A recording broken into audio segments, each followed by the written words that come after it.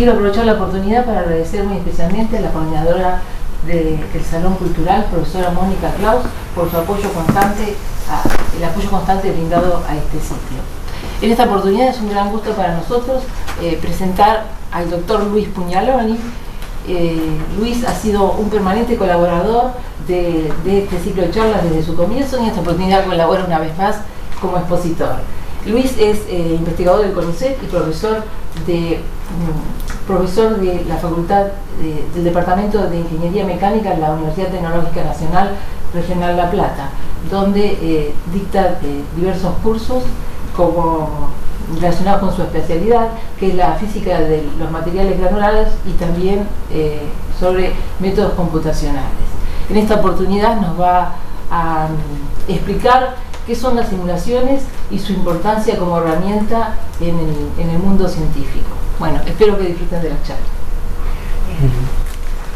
Muchas gracias.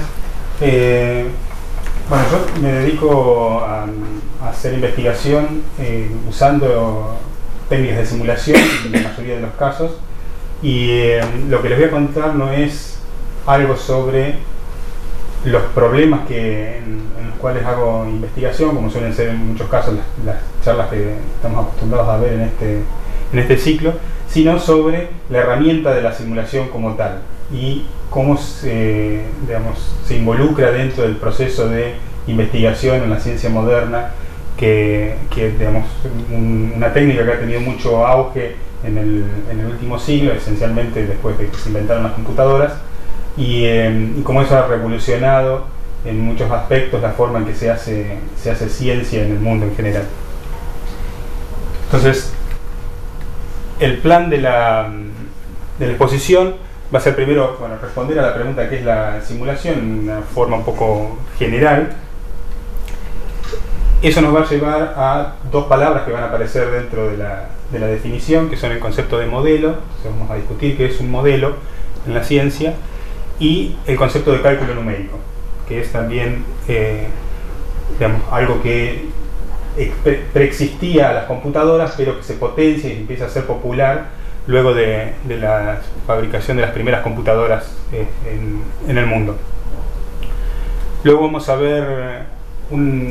discutir sobre una idea bastante arraigada en muchas personas, e incluso en el ámbito científico, entre muchos científicos, respecto de si la simulación es algo que puede reemplazar a los experimentos que uno hace en los laboratorios. Luego vamos a discutir un poquito sobre la delgada línea que separa lo que es teoría, lo que uno se conoce como teoría analítica en los estudios de investigación teóricos, y los que son los estudios de simulación. Y luego vamos a ver el núcleo de la idea de para qué se usa la simulación, o cuál es el sentido de las técnicas de simulación, y ver cómo se conectan las cosas que uno puede hacer usando simulación con las cosas que uno puede hacer haciendo experimentos, y las que uno puede hacer usando las tradicionales teorías analíticas. Y después les voy a mostrar algunos ejemplos, son solamente unos videos de simulaciones que puede ver cualquiera simplemente yendo a internet, pero bueno, elegí algunos para mostrarle el tipo de cosas en las que se usan las simulaciones para aplicar a problemas de investigación. Y finalmente voy a redondear hablando sobre cuál es la perspectiva a futuro, a largo plazo, para este tipo de técnicas de cálculo.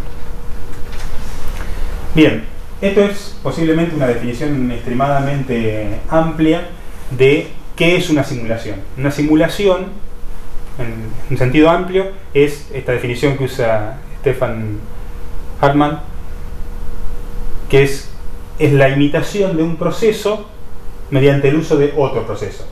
Es algo extremadamente general, casi no dice nada, casi cualquier cosa puede caer dentro del ámbito de una simulación, pero de hecho existen simulaciones y han existido tradicionalmente, especialmente antes de que se hicieran las computadoras accesibles a todo el mundo, simulaciones que no eran hechas con una computadora, sino que se hacían con un proceso que imitaba otro proceso. Un caso típico de eso, por ejemplo, es el estudio del flujo de agua en canales, cuando uno construía una red de canales para riego y tenía que abrir o cerrar compuertas para irrigar diferentes partes del campo o mantener el nivel de agua en su reservorio a un cierto valor, etcétera, etcétera. Antes de abrir una compuerta y cometer un error y tener un problema, uno podía simular qué era lo que iba a pasar mediante una red de resistencias eléctricas, baterías y compuertas, porque el comportamiento, cierta parte del comportamiento de la corriente eléctrica es similar al que se ve en el flujo de fluidos. Entonces hay ciertas propiedades que se pueden emular usando una corriente eléctrica. Entonces, simplemente con unas resistencias, compuertas y baterías, uno podía construir una especie de modelo en el cual podía simular lo que iba a pasar si uno abría o cerraba una compuerta de su red de canales. Esto era algo que se practicaba, digamos, de forma habitual en muchas industrias, digamos, en muchos proyectos de hidrología. Pero nosotros nos vamos a enfocar en la simulación en el sentido moderno de la palabra. Después del advenimiento de las computadoras, las fabricaciones del primer ENIAC, que era la primera gran computadora basada en válvulas, etcétera, que se construyó en los Estados Unidos, la carrera por conseguir una electrónica cada vez más pequeña, más rápida, más barata, fue fenomenal y nos lleva hasta lo que tenemos hoy en día, que digamos, podemos tener en un teléfono celular en nuestras manos miles de veces la potencia que tenían las primeras computadoras que se habían construido. Digamos. Eso ha cambiado terriblemente la capacidad y el acceso que tenemos a este tipo de aparatos. Entonces se usaron en la ciencia, que fue el primer lugar donde se empezaron a usar las computadoras y para las cuales se desarrollaron, esencialmente para la ciencia militar, pero después también para la ciencia civil.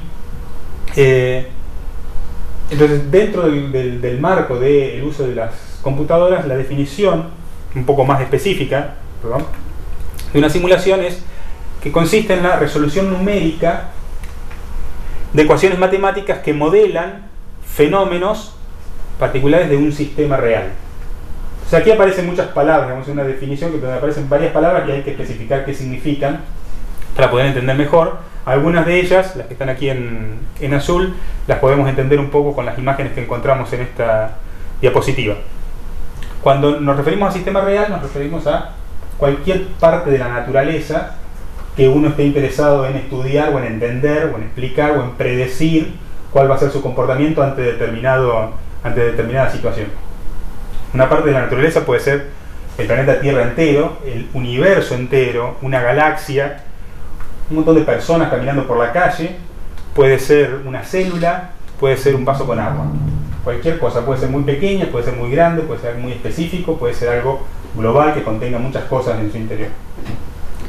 Ahora, cuando uno toma un sistema y le llamamos real, no vamos a entrar en la discusión filosófica de si las cosas, si la realidad existe o no existe. Vamos a suponer que si lo percibimos con nuestros sentidos es real, hasta ahí llegamos, no entramos en la filosofía, bueno, vamos a llamarlo eso un sistema real. Uno puede estudiar algunos aspectos de ese sistema real, no necesariamente todo. Y lo que se centra es en algún fenómeno que uno observa en ese tipo de sistemas, en algún comportamiento que observa. Por ejemplo, si va a estudiar el planeta Tierra, hay muchas cosas que se pueden estudiar del planeta Tierra. El clima es una de ellas. Entonces uno se puede enfocar en el clima, incluso se puede enfocar en algo más específico respecto del clima y hacer una pregunta más precisa, como cuál va a ser la temperatura mañana, que ya no es el clima en el sentido amplio de, bueno, cómo va a ser el calentamiento general en la próxima década o algo por el estilo. Pero por supuesto puede investigar otros fenómenos que pasan dentro del planeta Tierra. Por ejemplo, su rotación, la precesión de su eje de rotación, la alternancia entre el verano y el invierno, los días y las noches. Hay diferentes tipos de cosas que uno puede estudiar. La gravedad sobre el planeta, hay muchos fenómenos. Cuando uno se enfoca en un sistema como individuos que están caminando, puede pensar en muchos fenómenos que se dan también. Por ejemplo, uno de ellos es cómo evacuar un montón de personas que están, por ejemplo, en una habitación como esta y por una situación de emergencia deben salir de la habitación. O por ejemplo, cómo son las relaciones personales, cuántos contactos hay entre las personas, con cuántos me paro a conversar en el día a día durante el proceso de la vida. Bueno, hay infinidad de cosas que uno puede estudiar respecto de las masas sociales, sus intercambios económicos, que es parte de lo que estudia la ciencia de la economía, etcétera, etcétera. Cuando uno ve un vaso de agua puede estudiar las propiedades de una molécula, puede estudiar las propiedades de, por ejemplo, la congelación de ese fluido o su viscosidad, etcétera, etcétera. Bueno, ni que hablar de una célula, hay infinidad de cosas que estudiar de una célula, como por ejemplo se divide para crear dos células, esto es lo que se llama la división celular, etcétera, etcétera. Entonces uno debe elegir un sistema para estudiar y un fenómeno específico que suceda dentro de ese sistema el cual quiere estudiar. Y lo siguiente es que necesita un modelo y un cálculo numérico. Y cuando terminó ese proceso hizo una simulación. Ahora es un poco más complejo explicar estas otras dos cosas. Vamos primero al concepto de qué es un modelo. Si uno escribe modelo en Google, encuentra imágenes como esta, habitualmente, y esta elegí la que podía mostrar aquí porque vi muchas otras. Y en ningún momento va a encontrar una imagen que esté relacionada con la ciencia. Yo visité varias páginas y no pude encontrar en ningún lado alguna imagen que hiciera referencia a la ciencia. El concepto de modelo que tenemos habitualmente en la sociedad es una persona que nos gusta observar, que parece bella y que representa para nosotros en este caso, un modelo de mujer. Y en cierta forma está no muy lejos de lo que en ciencia uno llama modelo. Un modelo de un sistema real es una representación abstracta de las cosas o entes que lo componen y de cómo se relacionan entre ellas y con el resto en realidad del universo, esas partes que forman el sistema. En cierta forma, lo que nosotros llamamos modelo en la sociedad, refiriéndonos a personas o cosas que nos representan, son una abstracción. Digamos, esta mujer claramente está maquillada para que no parezca una mujer real, con una producción artística, para tratar de representar lo que sería la mujer ideal o perfecta o algo que nosotros queremos tomar como modelo de mujer. Bueno, en ciencia pasa lo mismo. Cuando uno toma un sistema real, construye un modelo que nunca es una representación exacta de lo que sucede en la naturaleza, sino una representación aproximada de lo que sucede en la naturaleza. Y la trata de hacer lo más bella posible, es algo bastante habitual. Se va a encontrar uno con que en la ciencia hay muchos científicos que exigen que los modelos deben ser bellos. En un sentido un poco más abstracto, que solamente observarlos y ver que hay algo lindo. Un científico suele buscar que haya ciertas cosas en la descripción del modelo que lo haga bello a los ojos de un científico, y a veces sacrifica realismo, y sacrifica asemejarse a la realidad en pos de conseguir que sea bello ese modelo lo más simple posible. Algunos de los modelos que estamos acostumbrados a ver y que se nombran, hay muchas cosas que son modelos en la ciencia, pero no se las nombra con la palabra modelo. Algunas de las que estamos acostumbrados y a lo mejor han escuchado hablar son, por ejemplo, esto que se conoce con el nombre de modelo de Bohr del átomo. Este dibujo se usa en infinidad de logos de empresas, instituciones de investigación, etcétera, porque es algo que representa muy bien, en particular a la física, y se toma como una de las imágenes pictóricas que más identifica a la gente con el trabajo de un científico en el área de la física, en particular en el área de la física atómica o incluso de la física nuclear. Esto es efectivamente un modelo. Este dibujo es la forma de representarlo con papel y lápiz, la idea que Bohr tuvo sobre cómo era internamente un átomo. Por supuesto, un átomo no es así. Esto es solo un modelo, es su representación abstracta de cómo sería un átomo. Ve partes, cosas que llamamos electrones, cosas que llamamos neutrones y protones, y ve ciertas capacidades de interactuar entre ellos. Por ejemplo, los electrones tienen que estar girando alrededor de este núcleo central, las órbitas tienen que tener una determinada forma, la velocidad con la que gira debe ser determinada, etcétera, etcétera, etcétera.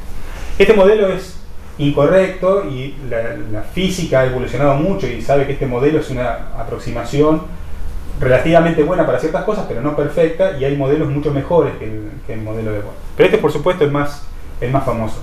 Otras cosas menos conocidas quizás son los modelos concretos de agua. Uno sabe que las moléculas están formadas por diferentes átomos que están conectados entre sí, y el agua en particular, que es la fórmula más conocida, tiene un átomo de oxígeno y 2 átomos de hidrógeno.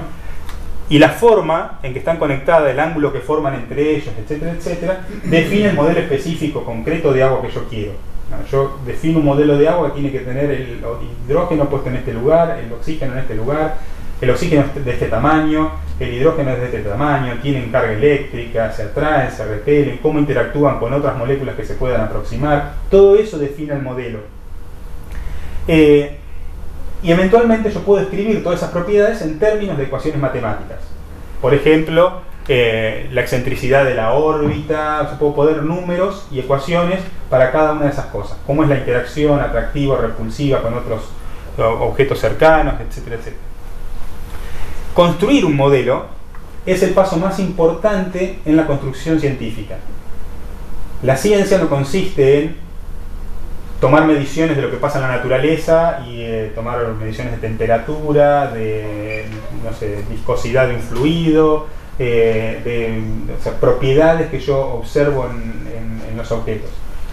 La ciencia consiste en construir una imagen abstracta de qué es lo que sucede, un modelo de por qué las cosas funcionan como funcionan en la naturaleza. Eso es lo crítico en la ciencia. Y eso existe incluso antes de Galileo, que se considera el padre de la ciencia moderna. Uno construía, todos los científicos construían modelos de lo que sucedía en la naturaleza. Galileo lo que aporta es el concepto de que para mejorar esos modelos y asegurarse de que funcionen y que representan relativamente bien la naturaleza, hay que hacer experimentos y validar si esos modelos hacen lo que uno esperaría de la naturaleza. Bien, la otra palabra que teníamos es el concepto de resolución numérica del comportamiento de un modelo. Si yo consigo, por algún mecanismo, escribir las ecuaciones que representan cómo se va a comportar mi modelo, por ejemplo, a qué velocidad van a girar los electrones alrededor del núcleo de mi átomo, o las fuerzas de atracción que va a haber entre mi molécula de agua y otra molécula de agua, etcétera, etcétera, y consigo escribir una ecuación matemática, y esa ecuación que ven ahí no tiene ningún sentido, una ecuación cualquiera que escribí, no representa nada, no corresponde a ningún modelo específico de ningún tipo. Lo que yo puedo hacer es resolver esas ecuaciones, en principio, como nos enseñan en la escuela, despejando las variables. El problema es que en la mayoría de los casos eso es muy complejo, porque las ecuaciones son muy complejas y no se pueden despejar las variables en cualquier ecuación. En general, en la mayoría de las ecuaciones no se puede. Entonces existe, desde el advenimiento de las computadoras, una alternativa a eso, que es la resolución numérica de las ecuaciones. Yo lo que les voy a contar acá es un ejemplo de un truco que se usa para resolver una ecuación numéricamente. Simplemente para que tengan una idea de qué consiste resolver numéricamente una ecuación. Supónganse que tienen una ecuación como esa, no importa si entienden o no qué significan esas cosas. Lo único importante en general es que hay alguna de estas letras que yo conozco con el nombre de una variable, que quiero saber qué valor tengo que ponerle para que se satisfaga esta ecuación, para que lo que está de este lado del igual sea igual a lo que está del otro lado del igual. Es simplemente eso. El problema es que en este caso, esta ecuación en particular, no puede despejarse la variable como nos enseñan en la escuela con las ecuaciones simples. Esta no se puede. Entonces, puedo hacer un truco para resolverlo usando una computadora. Y el truco es el siguiente. Yo convierto la ecuación haciendo ciertos pasos matemáticos que no tienen por qué seguir, pero convierto la ecuación en algo que está igualado a cero. Es simplemente pasajes de miembro, para los que saben algo de matemática. Y lo que sé es que esta expresión, para cada valor de x que yo le ponga, en algún momento voy a conseguir un valor de x que consiga que se satisfaga que sea igual a cero el resultado. Y en ese momento habré resuelto el problema. Entonces lo que hago es dibujar todos los valores que puedan tomar esta expresión cuando yo le voy asignando diferentes valores de x en una curva como las que observamos habitualmente en los periódicos cuando vemos el valor del precio del dólar en función de los años, de los días, del tiempo. Simplemente dibujo una curva que me dice, a medida que yo voy cambiando y eligiendo diferentes valores de x, cuál es el valor que toma toda esta expresión. En el momento en que esa curva pasa por la altura de 0, que es esta línea punteada que está aquí, ese es el punto que yo tengo que elegir para poder satisfacer mi ecuación y encontrar el valor de x. El punto aquí es que esta ecuación no puede ser dibujada, yo no puedo saber qué valores tiene, a menos que sepa todas las componentes que hay dentro de la ecuación con un número preciso. En este caso tengo algo que es una letra que no tiene un número. Entonces yo no puedo hacer este gráfico a menos que le ponga un valor. Entonces, para poder hacer ese gráfico le puse un valor, 2. Y puedo ahora determinar cuál es el punto preciso por el cual cruza x y resolver mi ecuación para un solo caso. El caso en el que esa letra L vale 2. ¿Está bien? Si yo pudiera despejar esta ecuación en forma analítica, tendría una expresión matemática que vale para todos los valores de L de una sola vez. Esa es la potencia que tiene el cálculo analítico, pero que no es posible, digamos, usar en una expresión como esta. La solución de eso es algo así como 2,55542 y sigue. Es un número irracional, no lo puedo representar con un número finito de dígitos, pero con infinitos dígitos. Y un truco para poder enseñarle a una computadora a hacer esto y detectar dónde está ese punto es el siguiente. Yo sé que, aquí estoy dibujando todo esto con valores de x que están entre 0 y 3. Yo sé que la solución está entre medio de ese intervalo, entre el 0 y el 3. Lo que puedo hacer es cortar el intervalo a la mitad. Y ahora sé que la solución está entre el 1,5, que es la mitad del intervalo, y el 3. Lo puedo hacer tantas veces como quiera, siempre y cuando la computadora sea suficientemente rápida para hacerla esa cantidad de veces que desee. Entonces lo que consigo es resolver numéricamente, para casos específicos, mi ecuación que no puede ser resuelta en forma analítica. En eso consiste en generar los procesos de resolución numérica de ecuaciones en matemática. El advenimiento de las computadoras permite que todos esos algoritmos puedan ser escritos y calculados en tiempos muy cortos, que antes implicaba que tenía que hacer todas estas cuentas a mano, una por una, para poder resolver numéricamente la ecuación. Ahora, hay que tener en cuenta dos detalles importantes. Cuando uno piensa en las soluciones analíticas tradicionales, que consisten en yo despejo mi variable de la ecuación, entonces tengo una expresión matemática, es habitual que obtenga expresiones bastante complejas. Incluso, supongan que después de despejar una ecuación muy complicada, llegan a algo como esto, que parece relativamente simple y es algo que nos enseñan en la escuela. X, la solución es igual a raíz cuadrada de 2. ¿Alguien sabe cuánto vale raíz cuadrada de 2? ¿Y no trajo la calculadora? Bueno, yo me acuerdo de un par de dígitos de eso, que es 1.41 y hasta por ahí me acuerdo. Pero el número es irracional y por supuesto necesita infinitos dígitos si lo quiero representar en forma decimal. De hecho, la raíz cuadrada de un número requiere de un algoritmo para poder ser calculada.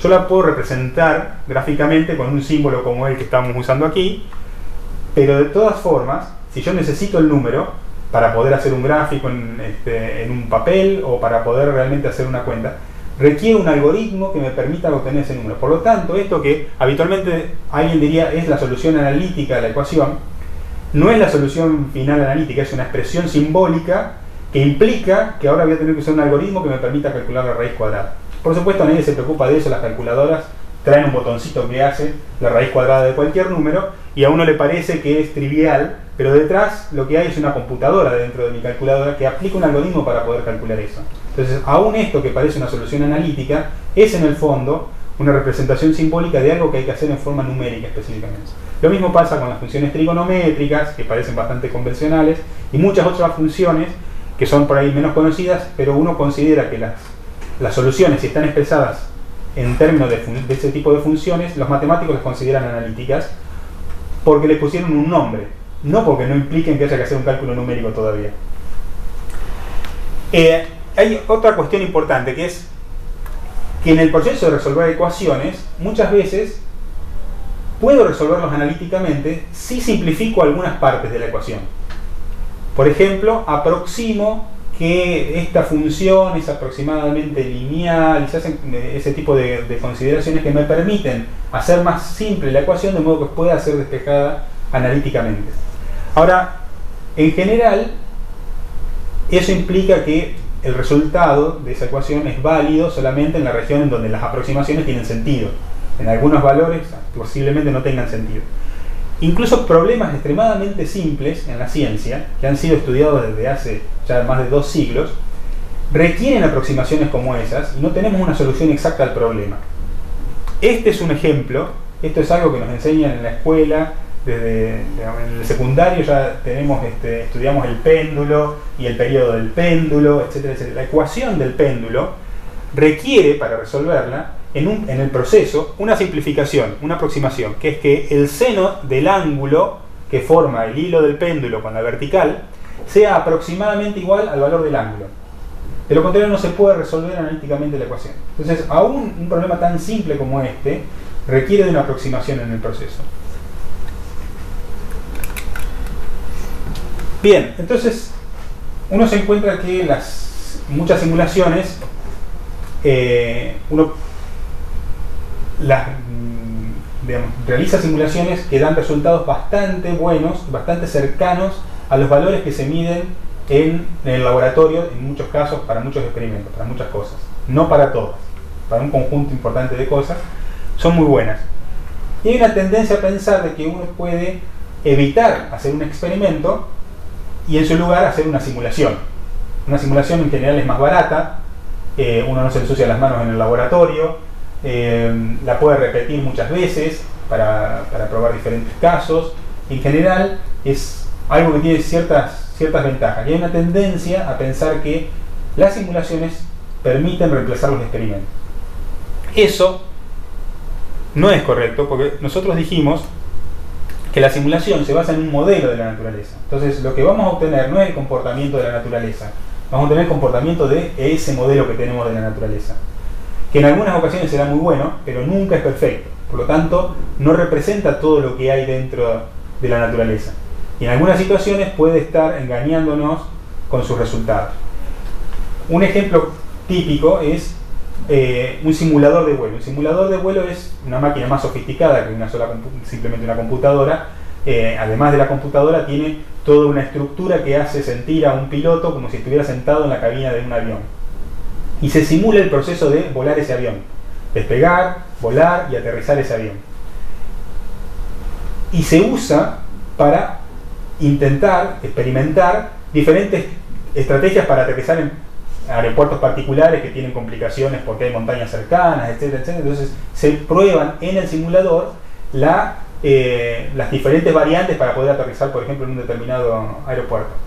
Ahora, que el simulador diga que yo pude aterrizar correctamente no significa que cuando yo vaya a volar el avión suceda exactamente lo mismo que pasó en el simulador, porque el simulador trabaja con un modelo de la aerodinámica del avión, con un modelo de muchos parámetros que no son exactamente lo que sucede en la naturaleza, pero son aproximadamente. Entonces uno lo que hace es usa las simulaciones para tener una primera aproximación e idea de lo que podría suceder, y después requiere del experimento para validar que eso realmente funciona. Entonces la simulación no es una forma de hacer experimentos, es una forma de hacer teoría, solo que debe resolver las ecuaciones en forma numérica.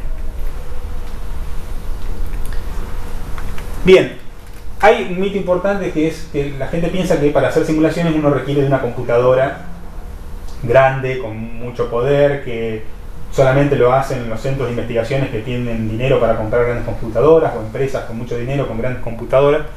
Este es un ejemplo de una computadora grande. Esto es Tupac, así es el nombre que le dieron a esta computadora, que se acaba de instalar este año en el Ministerio de Ciencia y Tecnología en Buenos Aires, en las ex bodegas Giol. Tiene algo así como 4.000 procesadores que pueden calcular simultáneamente, trabajar simultáneamente para resolver un problema. Es una computadora relativamente potente, no es de las más grandes que existen, es la más grande en Argentina, pero hay computadoras mucho más grandes en el mundo. Pero yo puedo hacer una simulación con una simple calculadora. Y de hecho, muchos investigadores hacen simulaciones y publican artículos científicos y hacen grandes descubrimientos con una computadora como la que tiene cualquiera en su casa, una simple computadora personal. No todas las simulaciones requieren grandes computadoras. Y de hecho, la calidad de una simulación y la capacidad de una simulación está dada por el modelo que la sustenta. O sea, uno necesita un modelo que sea bueno de la naturaleza. Mi simulación es tan buena como sea mi modelo, no como sea mi computadora. Si yo tengo un mal modelo y la mejor computadora del mundo, voy a seguir haciendo una simulación que no representa la naturaleza y no voy a hacer descubrimientos importantes, ni voy a poder predecir lo que sucede en la naturaleza. Por supuesto, es habitual que los modelos buenos son muy complejos y no pueden ser calculados con una calculadora como esta, que requieren de una computadora relativamente grande. Eso suele suceder. Bien, entonces, ¿cómo se encaja la simulación con la experimentación y las teorías analíticas en el marco de la ciencia? Antes de que existieran las computadoras, todo esto de la simulación existía. Estamos hablando de los años 50 del siglo pasado. Previo a eso, la ciencia existía y había modelos, pero no teníamos una técnica, una forma de hacer simulaciones. Teníamos que estábamos limitados a hacer teorías analíticas, lo que implicaba que solamente podíamos resolver problemas cuyas ecuaciones pudieran resolverse en forma analítica. Entonces, desde que existe la simulación, sucede esto en la ciencia. Uno tiene un sistema real, supóngase un vaso de agua que va a estudiar. Sobre él puede hacer experimentos, y con esos experimentos obtiene resultados experimentales sobre el comportamiento de agua. Por ejemplo, si le doy una cantidad de energía calórica, ¿cuánto aumenta su temperatura? Por decir algo. Si puedo construir un modelo de eso, lo que puedo hacer es estudiar cómo se comportaría ese modelo. El modelo va a definir que, por ejemplo, el agua está compuesta de moléculas, que las moléculas se atraen y se repelen, que se mueven y colisionan unas con las otras, etcétera, etcétera. Hay una serie de definiciones sobre cómo funcionan todas esas moléculas de agua juntas. Ahora, si hago una simulación de ese modelo usando una computadora, es decir, resuelvo numéricamente todas las ecuaciones que plantea ese modelo usando una computadora, voy a obtener mis resultados de simulación. Y si hago una teoría, quiero hacer una teoría analítica, es decir, resolver esas ecuaciones en forma analítica, el problema es que en general van a ser suficientemente complejas como para que no se puedan resolver como están. Y lo que voy a requerir es incluir algunas aproximaciones que me permitan simplificar las ecuaciones, de modo que pueda tener resultados analíticos para ese modelo. Ahora, una vez que tengo eso, resultados experimentales, de simulación y analíticos, fíjense lo que sucedía antes de que existiera la simulación. Lo que podía hacer yo era comparar los resultados de mi experimento con los resultados de mi teoría analítica. Si los resultados coincidían, el problema es que podía concluirse dos cosas diferentes. Una es que mi modelo de la naturaleza y las aproximaciones que tuve que hacer para resolver mis ecuaciones eran adecuados. Entonces todo el mundo sería feliz. Pero también podría suceder que mi modelo y las aproximaciones no eran buenos, pero se cancelaban uno con el otro, se compensaban. Yo hacía un modelo que no representaba bien la naturaleza, pero hacía aproximaciones que compensaban eso y me daban resultados que coinciden con los resultados del experimento. Por lo tanto, no puedo decidir si realmente mi modelo es bueno y mis aproximaciones son buenas. Podrían haber sucedido cualquiera de estas dos cosas. Si, por el contrario, los resultados no acuerdan, en principio uno deduce que el modelo que usó de la naturaleza no es apropiado. Pero también puede ser que el modelo fuera apropiado, pero hice malas aproximaciones en el proceso de resolver mis ecuaciones matemáticas. Entonces tampoco puedo decidir cuál es el punto flojo de mi proceso de investigación. Yo no sé si es mi modelo o son mis aproximaciones matemáticas. Entonces no sé dónde corregir. Y aunque corrija una y consiga que acuerden los resultados, nunca voy a saber si es que todo es correcto o que hay cancelación de errores. ¿Está bien? Desde la llegada de la simulación, uno puede hacer lo siguiente. Puede comparar resultados de simulación que no implican aproximar las ecuaciones con los experimentos. Si el resultado me da bien, quiere decir que mi modelo es adecuado. Yo no hice aproximaciones matemáticas, así que todo lo que estoy haciendo es controlar que el modelo realmente funcione. Si me dan mal, claramente quiere decir que mi modelo es inadecuado. Pero al mismo tiempo puedo comparar esos resultados con los resultados de mi teoría analítica. Los de simulación con los de mi teoría analítica. Estos dos están trabajando sobre el mismo modelo, solo que uno resuelve las ecuaciones en forma analítica con aproximaciones y el otro lo resuelve numéricamente sin aproximaciones. Si los resultados acuerdan, quiere decir que el único proceso diferente fue el de incluir aproximaciones, quiere decir que mis aproximaciones son buenas. Si mis resultados no acuerdan, quiere decir que mis aproximaciones fueron malas. Pero no el modelo, porque los dos trabajan sobre el mismo modelo. ¿Sí? Entonces, la introducción de la simulación permite ahora discernir dónde hay problemas en el proceso de investigación cuando uno compara resultados experimentales con los resultados de las teorías analíticas.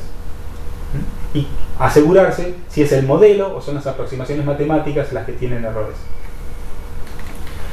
Bien, ahora les voy a mostrar algunos ejemplos de simulaciones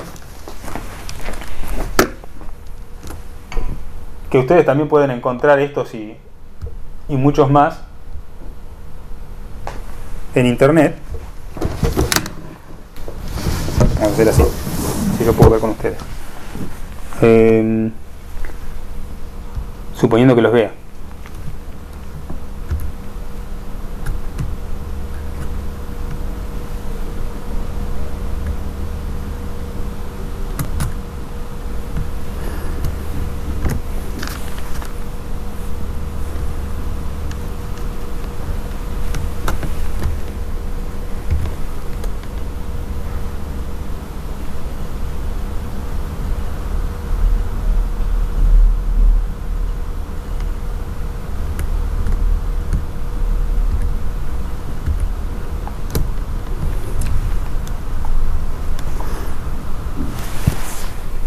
No parece estar funcionando.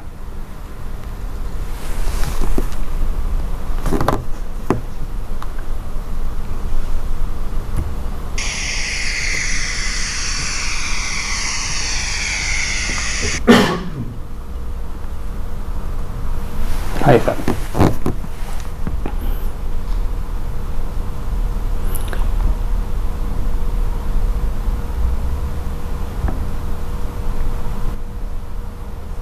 Bueno, déjenme mostrarles primero este video. Esto es algo que se conoce con el nombre de péndulo doble. No sé si alguna vez vieron algo así, pero es simplemente un péndulo que tiene dos masas en vez de una. Esto es el punto de pivote donde se mueve un hilo, una masa, un hilo o una barra y una segunda masa. Esto, si yo les dije que había que hacer aproximaciones para poder resolver un péndulo común, ¿se imaginan lo que es hacer un péndulo doble? No solo un péndulo doble no se puede resolver en forma analítica, sino que aun cuando uno lo resuelve en forma numérica, lo que encuentra es que la forma en que se mueve un péndulo doble es extremadamente compleja y en ciertas circunstancias es lo que se llama caótica, o sea que no repite su movimiento cada vez. Por lo tanto es un sistema así de simple como lo ven, muy complejo. Van a ver la trayectoria de la masa inferior, que pueden ver que no es como un péndulo común que repite su movimiento en cada ciclo, en forma periódica, sino que tiene un movimiento totalmente caótico. Cada ciclo es diferente. Esto es una simulación de un péndulo doble. Pueden ver cuán complejo puede ser un sistema tan simple como este, que necesariamente requiere la resolución numérica de este problema. Y no existían simulaciones de esto hasta que existieron las computadoras para poder hacer este tipo de simulaciones. Esto es algo que se puede hacer con una computadora convencional, no se necesita nada muy potente para simular el comportamiento de un péndulo. Otra cosa es, bueno, algo que ustedes conocen, que estos son los simuladores de vuelo. En este caso no es uno que muestra la cabina al piloto, sino simplemente una visión externa de cómo aterriza un avión. Quizás les parece demasiado realista, pero van a ver algunas cosas que se van a dar cuenta que está simplemente dibujado, creado por una computadora, como ese humo de las cubiertas, que claramente es algo artificial. Esto se usa mucho para, como les comentaba, para probar diferentes estrategias de aterrizaje o despegue en diferentes aeropuertos previo a hacer realmente la práctica con el avión, además de entrenar a pilotos para que aprendan a volar dentro de un simulador antes de usar un avión real. Esto es una simulación donde se representa un fluido mezclado con arena. Todo lo que ven acá fue hecho por simulación con computadores. Este es el tipo de problemas en los que yo hago investigación. No las hice yo, estas las bajé de internet. Yo no hago cosas tan bonitas, pero este es el tipo de problemas, por ejemplo, en el que trabajo yo, en la simulación de materiales granulados como la arena, y en algunos casos en mezcla con fluidos. Pueden ver cuán realista es, cuánto se parece a el comportamiento real que uno observa en la playa cuando juega con arena y el agua del mar. Eso es simplemente otra perspectiva.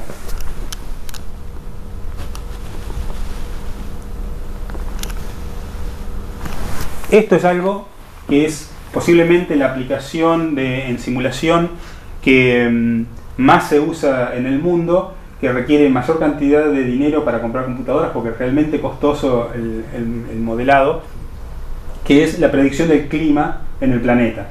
No solo la predicción del tiempo, digamos, en las próximas 4 o 5 días para anunciar en las noticias, que es algo en lo cual se requiere bastante cómputo también, y modelos que en general son todavía bastante primitivos. Por eso encontrarán que no siempre les dicen lo que va a suceder realmente con el clima en los próximos días, porque esos modelos tienen sus fallas.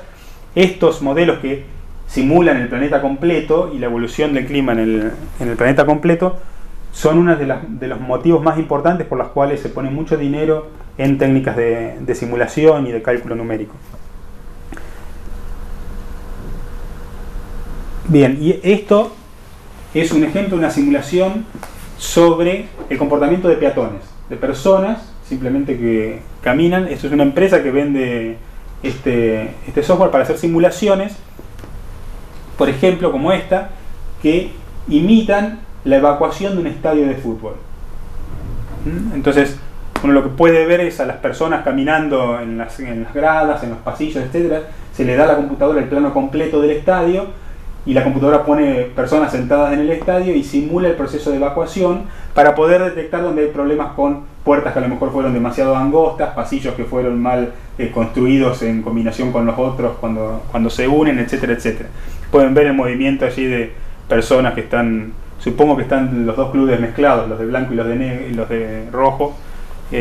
No debe ser acá en Argentina, que nos separan a todos cuando vamos a la cancha. Y bueno, esos son pasajes en los pasillos del estadio, etcétera. Bueno, y ahí alcanzan a ver un plano más general de cómo se ven a las personas saliendo.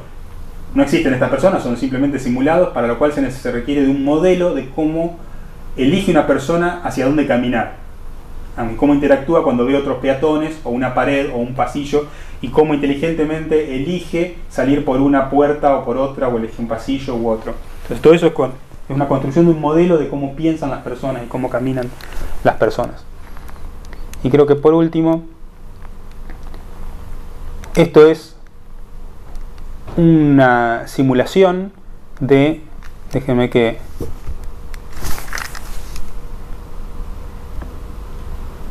retrase esto un poco más atrás. Esto es un proceso molecular.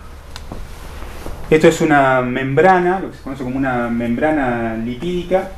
Es algo que recubre a la mayoría de las células.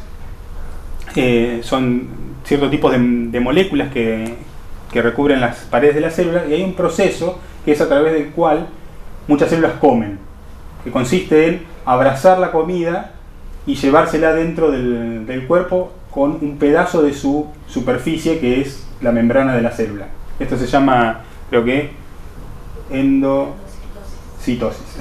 Endocitosis.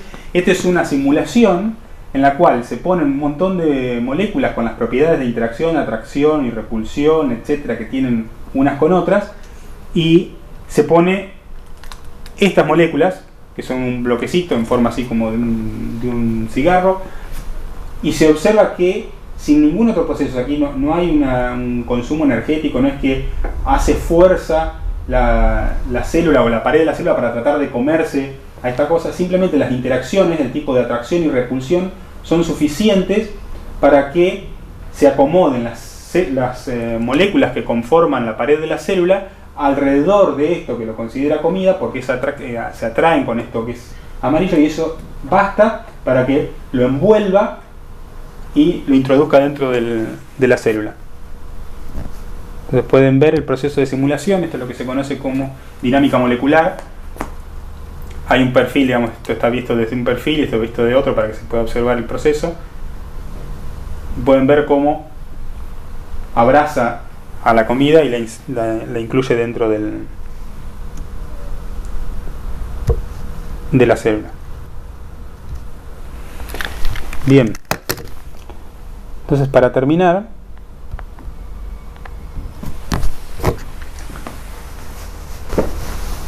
en el futuro se espera que las computadoras, por supuesto, sigan siendo cada vez más potentes. Ahora, digamos, las computadoras han tenido en los últimos años un detenimiento en la velocidad con la que pueden hacer cómputo, y lo que se ha hecho es suplantar eso por la posibilidad de poner muchas computadoras al mismo tiempo, muchos procesadores al mismo tiempo resolviendo el mismo problema. Entonces se ha entrado en una nueva fase en la tecnología que consiste en lo que se llama paralelización, y aún así se consigue seguir aumentando la capacidad de cómputo que tienen las computadoras gracias a eso. Existe la promesa de conseguir, y escuchamos una charla hace unos años atrás, en este mismo ciclo, la promesa de que podrían construirse nuevas computadoras basadas en ciertos comportamientos cuánticos de la materia, o en ciertas cuestiones basadas en la óptica, que podrían permitir acelerar la velocidad de las computadoras enormemente en los próximos años con una nueva tecnología. Pero eso está todavía en desarrollo. Hay solo unos pequeños experimentos, unas pocas intentos de construir este tipo de computadoras que por el momento solo hacen un par de cálculos a muy alta velocidad, pero que no permiten resolver cualquier cosa, esencialmente. Pero se espera que este desarrollo de las computadoras aumenten la voracidad de los científicos en general por usarlas para resolver estos problemas usando cálculo numérico. Pero además de eso, y quizás más importante que eso, es la existencia de softwares, paquetes ya escritos por gente con mucha experiencia, que tienen adentro incorporados modelos muy complejos, y hace que cualquier persona o un científico novato pueda empezar a hacer simulaciones sobre modelos bastante complejos sin necesidad de estudiar y desarrollar durante años un código para una computadora, que requiere a veces el trabajo mancomunado de muchos científicos trabajando en un gran proyecto. Muchos de estos proyectos se han terminado en este tipo de software que cualquiera puede descargar de internet e instalar en su computadora y hacer simulaciones realmente sofisticadas en muy poco tiempo. A lo mejor en 6 meses de entrenamiento, alguien que antes requería 4 años para poder conseguir un resultado, ahora ya está teniendo resultados importantes y muchas veces haciendo grandes descubrimientos por usar un paquete que les permite llegar mucho más rápido al potencial de poder hacer simulaciones. Y esto, digamos, el desarrollo de nuevos paquetes y la aparición de nuevos softwares creados por grandes consorcios de investigadores y programadores de computadoras, está realmente potenciando muchísimo a muchas áreas donde antes mucha gente no osaba hacer este tipo de simulaciones, y ahora realmente se están popularizando tremendamente, como en muchas áreas de la química, en muchas áreas de la biología, en muchas áreas de la economía, etcétera, etcétera, que están empezando a usar este tipo de paquetes. Existen una infinidad de técnicas diferentes para hacer simulaciones. Estos que están aquí son nombres, que a ustedes les van a sonar nombres de fantasía, que no significan mucho, pero son solo algunas, las que se me ocurrieron en 5 minutos de pensar, de las técnicas que existen en el mercado para resolver diferentes tipos de problemas. Cada una tiene su potencial para ser más rápida en cierto tipo de problemas, o ser más precisa en cierto tipo de problemas, o más fáciles de programar o de entrenar la computadora para cierto tipo de problemas. Y estos son solo algunas, quizás las más populares. Hay muchísimas más. Y si van a la universidad y hablan con muchos de los científicos que encuentran en la universidad, van a encontrar que la mitad de ellos, más de la mitad de ellos, usan alguna de estas técnicas para hacer simulación de los problemas en los que están trabajando. Aun cuando originalmente trabajaban haciendo teorías analíticas, aun cuando originalmente se dedicaban a hacer experimentos en el laboratorio, han empezado a incorporar a la simulación como parte del proceso de investigación. Bueno, y con eso les agradezco por la atención.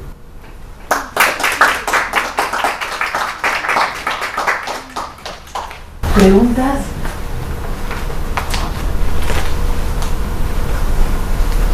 Yo tenía una pregunta que por ahí, no sé si está relacionado, porque vi una película que se llama Machina, creo que la última que salió de inteligencia artificial, y mi pregunta era si con todas estas nuevas tecnologías, simulaciones que se hacen pruebas en robots, se podría llegar a un tipo de inteligencia artificial como planteaba la película, donde la máquina terminaba siendo más poderosa que el creador. Bien, eso ya entro más en el campo de la filosofía, pero no vi la película, así que no sé exactamente qué es lo que propone. Hay muchas películas de todas formas en ese sentido. Matando al creador. Claro, bueno, Blade Runner es posiblemente la película de referencia en el área, una película algo vieja ahora, pero que era la referencia, en la cual una máquina creada por el hombre terminaba matando a su creador. De hecho, digamos, no hace falta tener inteligencia para matar a tu creador.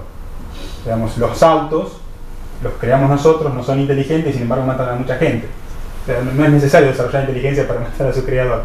Ahora, la inteligencia artificial es algo en lo que ciertamente hay muchas cosas que se han desarrollado que muestran la inteligencia artificial en cierta medida o en cierto grado para ciertas cosas, en un campo restringido del conocimiento o de problemas. Por ejemplo, las computadoras pueden jugar al ajedrez y ganar a un ser humano. De hecho, le ganan incluso a los más destacados ajedrecistas del mundo.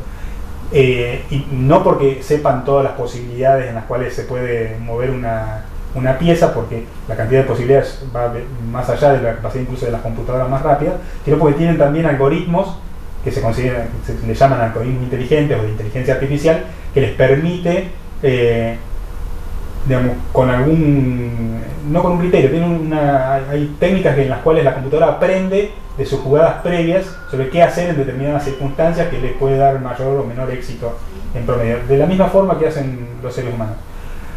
Existe sobre eso una literatura impresionantemente vasta. No, lo que me llamó la atención y es la idea de algunos investigadores es que sí se puede. Que tomaba datos de internet, como vos mostrabas, de las posibilidades que tomaba ese simulador sobre las personas, cómo hacen para capturar tantas posibilidades de reacción en las personas en la salida del estadio. En la película lo tomaban las infinitas posibilidades a través de las voces del celular, gestos, todo a través de las redes de internet. Pero esa simulación es bastante compleja en ese aspecto. Sí, o sea, digamos, en general hay que tener en cuenta que casi todo lo que uno ve en ciencia ficción se puede hacer. Esencialmente porque está en la mente de alguien, al menos el que escribió el libro o la película, y eso significa que esencialmente existe el concepto de desarrollar eso. Por lo tanto, eventualmente es un problema que pasa en suficiente cantidad de siglos, científicos y tecnólogos en el proceso, y que decidan construir algo por el estilo. Hay muchas cosas que, digamos, hace siglos atrás se consideraban libros de ciencia ficción y que nunca van a suceder. Los más paradigmáticos son los de Julio Verne, y que no tanto tiempo después terminamos viendo esos aparatos que parecían irrealizables, y es altamente probable. O sea, hay gente trabajando, por ejemplo, en invisibilidad, y hay muchos que creen que dentro de no mucho vamos a poder construir, digamos, hacernos invisibles, cosas que a nosotros solamente se nos ocurre que son cosas de la ciencia ficción. Digamos, no estamos muy lejos de conseguir cosas como esas. Así que la inteligencia artificial se ha avanzado muchísimo y se espera que se consigan hacer máquinas inteligentes dentro de no mucho. O sea, de hecho hay ya máquinas inteligentes para ciertas tareas específicas.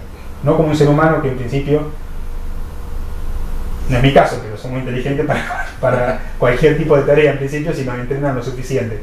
Pero se espera que, digamos, por lo menos en ciertas condiciones limitadas, vamos a tener máquinas que pueden hacer las cosas de forma mucho más inteligente que nosotros mismos. O sea, para conseguir a alguien que haga las cosas del mismo nivel, a lo mejor lo tendrías que entrenar durante 10 años y a una máquina la entrenarías en un día.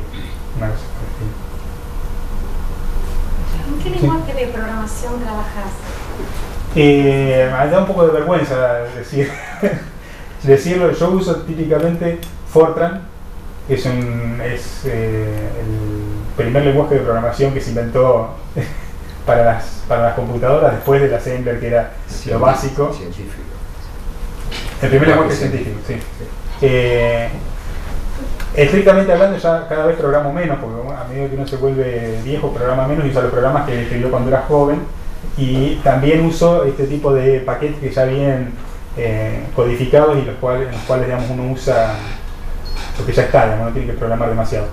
Ahora, en el proceso de investigación hay muchos lenguajes que uno termina usando porque trabaja en colaboración con otros investigadores que escriben en otros lenguajes de programación, entonces recibe códigos que están escritos en otros lenguajes y se tiene que acostumbrar a leerlos y modificarlos y corregirlos o cosas por el estilo. Entonces, no es que sea un experto en todos los otros lenguajes, pero en general la mayoría de los lenguajes uno siempre tiene que conocer un poquito para poder interactuar con el resto del universo. Y después hay otros lenguajes específicos que son más bien usados no para las simulaciones en sí, pero sí para el procesamiento de datos, como Python, Bash y otros lenguajes que son específicos para el tratamiento de la información que sale de las simulaciones. Por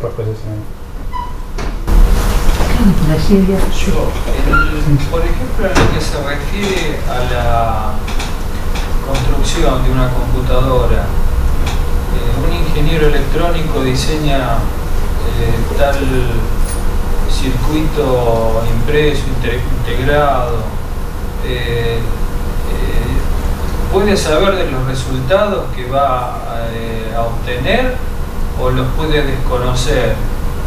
Porque puede crear algo técnicamente sobre una hoja, un circuito para tal fin, pero digamos, ese programa lo conoce o lo puede desconocer ese ingeniero. No, digamos, hay dos cosas importantes, que es que todo lo que yo les conté esencialmente sirve para la investigación científica. Esto quiere decir, yo construyo un modelo, digamos, hago una simulación de cómo funciona ese modelo para tratar de validarlo contra los experimentos, contra la naturaleza, y modificarlo y perfeccionarlo.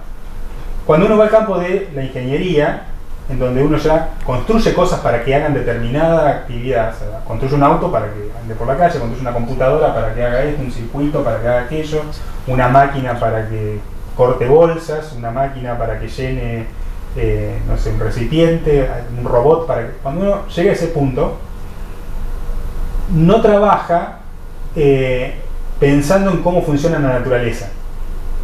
Uno ya sabe cómo funciona la naturaleza porque toma los modelos que están muy probados en el campo científico, que fueron evolucionando, testeados, etc. Y uno ya sabe que un transistor, si lo conecta de determinada manera y le pasa corriente de determinada forma, responde así. Dentro de este rango funciona. Ahora, fuera de, por ejemplo, de este rango de temperatura, yo sé que mi transistor a temperatura ambiente, cuando le pase una corriente así, va a responder así, cuando pase un voltaje, cuando le dé un voltaje tanto, va a responder así. Entonces yo puedo construir y sé que va a responder así. Tengo una hoja de datos que me dice exactamente cómo funciona esa pieza y cómo conectarla con el resto del universo para que funcione como yo quiero. Si me salgo del rango, la hoja de datos me dice, mira, no usar a temperaturas superiores de tanto. Yo sé que si lo pongo en un horno y a esa computadora, donde está ese transistor, y está por encima de la temperatura que dice que está especificada, no hay modelo matemático todavía construido que diga cómo se va a comportar. Por lo tanto, yo no puedo predecir cuál es la solución de cómo va a funcionar ese circuito integrado que yo construí a una temperatura superior que el rango en que sí está probado y yo tengo un modelo exacto de cómo, muy preciso de cómo funciona ese transistor. Entonces, en ingeniería, cuando uno construye cosas, las dibuja en el papel o en la computadora o lo que sea, la diseña y sabe cómo va a funcionar, porque ya sabe cada pieza que encastra en todo ese rompecabezas de cualquier proyecto de ingeniería, sabe cómo funciona porque está testeada previamente, y el modelo matemático que le dice cómo calcular, por ejemplo, uno sabe cuando conecta dos piezas y va a ser palanca una con la otra. La regla de la palanca la descubrió Arquímedes hace ya no sé cuántos años, 2.500 años, no, pero muchísimos años. Y eso está muy probado que siempre funciona, digamos, no va a fallar. Por lo tanto, si yo calculo la palanca y uso la regla de la palanca para poder hacer la cuenta del brazo que tengo que dar, yo sé que eso no va a fallar. Está todo bien preestablecido. Mis fórmulas que me dan el modelo de cómo funciona una palanca en la naturaleza siempre funcionan. Si no me salgo, por supuesto, de los rangos operativos de eso, porque por supuesto el material con el cual hago la palanca se puede doblar. Si yo me paso de eso, entonces sé que el material se puede doblar. Entonces, en los proyectos de ingeniería, la estructura es totalmente diferente. Yo ya tengo testeado todo, yo sé cómo funciona cada parte, y lo que tengo que hacer es inventar una forma de conectarlas para poder producir el efecto que quiero. En ingeniería, en las universidades, en las facultades de ingeniería, existen también investigadores, que lo que hacen no es construir este tipo de proyectos en los cuales se conectan cosas para construir una máquina nueva, sino que lo que hacen es investigar las propiedades en otras regiones. Por ejemplo, este material en este rango de temperaturas, o este transistor para este rango de corrientes funciona con esta otra ecuación. Entonces, si alguien mañana quiere construir una máquina más poderosa y necesita pasar más corriente por el transistor, puede usarlo el transistor, pero tiene que usar esta nueva fórmula que descubrieron estos investigadores en el área de ingeniería, que están pensando en efectivamente este tipo de problemas aplicados directamente, donde hacen la investigación sobre materiales específicos que pueden ser usados en la industria, máquinas o dispositivos específicos que pueden ser usados en la industria. Entonces, también se hace investigación en la ingeniería, pero orientada justamente a darle soporte al ingeniero de planta, digamos, al ingeniero que hace diseño de aparatos, digamos. Siempre sabe cómo va a funcionar. Por supuesto, después nunca funciona, ¿no? Y hay que volver a retocar cosas en el diseño porque algo uno calculó mal en el proceso, algo conectó mal, no necesariamente todo funciona bien. Pero en principio, si uno hiciera todo como corresponde y no comete ningún error en el proceso de diseño, las máquinas que uno diseña usando los dispositivos, componentes y materiales que ya se conocen cómo responden, debieran siempre funcionar. Por ejemplo, si vamos al programa en particular, no el ejemplo doy, de la ruta de los aviones que tenemos en todo el mundo, y por ejemplo los planos del Google Maps, que podemos ver cualquier parte del mundo, ese circuito que diseñó tal ingeniero está hecho en particular para un determinado fin. ¿Lo conoce el señor que lo diseñó? Ese fin, sabe que va a poder llevar a cabo esa ruta, digamos, porque me ha pasado de que sigo un avión, por ejemplo de Ezeiza, y en Roma lo perdí. ¿Qué pudo haber ocurrido ahí? No creo que haya fallado lo que se diseñó la ingeniería electrónicamente, no sé, quizás el avión se detuvo y salió otro avión. ¿Me entiende? Sí, no sé exactamente lo que si se refiere. Sí, concretamente es, si el ingeniero que diseñó eso para tal fin, yo voy a crear, a diseñar algo para conocer las rutas de todos los aviones en el mundo, pero ¿voy a obtener ese resultado? ¿Lo sabe de antemano? No, en general, digamos. ¿O sí, se puede encontrar con algo ajeno, con una falla que dice yo esto lo creé, pero no me dio resultado? Yo creo que su pregunta está orientada a lo siguiente, y acá me lo interrumpo un segundito a Luis. Sí. Hay dos tipos de desarrollos. Sí. Hay desarrollos específicos y hay desarrollos que son generales. Sí. Si usted, por ejemplo, quiere resolver un problema específico, la ingeniería apunta a ese problema y solamente resuelve ese problema. Por ejemplo, usted quiere desarrollar un circuito que controle el nivel de agua del tanque de obras sanitarias. Apunta, sabe cuál es el problema, ¿sí? Específicamente ese problema, y desarrolla su circuito para solucionar ese problema. No le sirve para otra cosa. Para nada. Solamente para ese problema. Usted quiere saber los tiempos de tránsito aéreo y desarrolla todo un sistema ingenieril y computacional para resolver ese problema. Y solamente le sirve para eso. Por otro lado, dejando de lado esto, hay soluciones de problemas que son generales. Si usted diseña una computadora, que eso lo hacen los ingenieros electrónicos, con otras personas por supuesto, usted apunta a poner dispositivos que puedan establecer o vincular diferentes cosas, operaciones matemáticas, porque en definitiva todo se reduce a eso, operaciones matemáticas hechas en forma muy rápida, en forma general. Lo que usted mete ahí adentro es otro problema. Usted puede poner problemas de dinámica de fluidos, problemas de tránsito, problemas del conteo de jubilados, lo que a usted se le ocurra. Y eso es completamente general.